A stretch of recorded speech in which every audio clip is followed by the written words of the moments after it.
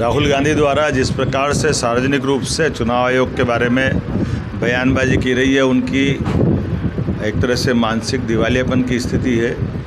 एक तरफ वो सुप्रीम कोर्ट, हाई कोर्ट के बारे में कुछ भी बोलते रहे, दूसरी तरफ सेना का अपमान करते हैं, तीसरी तरफ चुनाव आयोग के जो सार्वजनिक रूप से चुनावी प्रक्रिया पे और चुनाव आयोग पे प्रश्न खड़ा कर रहे हैं। एक तरह से ये अर्बन नक्सलाइट वाली मानसिकता है। मैं मान के चलूँगा उनको माफ़ी मांगना चाहिए इस प्रकार के विचारों के लिए।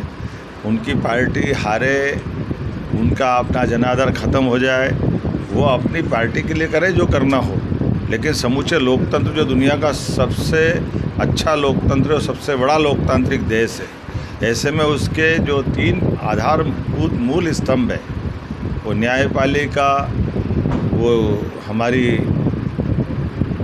इस इलेक्शन को निष्पक्षता से कराने वाले चुनाव आयोग की संस्था, या हमारे संविधान प्रदत्त अधिकारों की बात हो, सेना की बात हो, हर एक स्थान पर।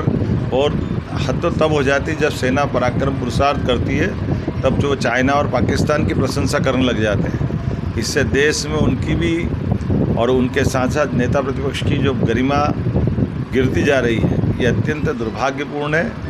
कल जिस प्रकार से उनने इलेक्शन कमीशन के आधार पर बात कही है, अब कोई समझाए उनको, राहुल गांधी को, कि चुनाव आयोग जिस राज्य में चुनाव होता है वहाँ के कलेक्टर को ही निर्वाचन का मुख्य चुनाव आयोग बनाता है। ऐसे में डीएम ही चुनाव कराते हैं।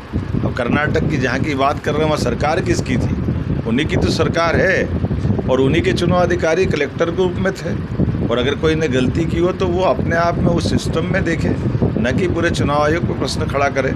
लेकिन एक के बाद एक हार के लगातार जो उनको झटके लग रहे हैं, मैं बड़े दुर्भाग्य के साथ कहना पड़ेगा कि आज तक ऐसा नेता प्रतिपक्ष नहीं देखा जिनने इतने नीचे आकर के इस तरह की बात कही है। निश्चित रूप से उनको देश की जनता से माफ़ी मांगना चाहिए, प्रदेश की जनता से माफ़ी मांगना चाहिए।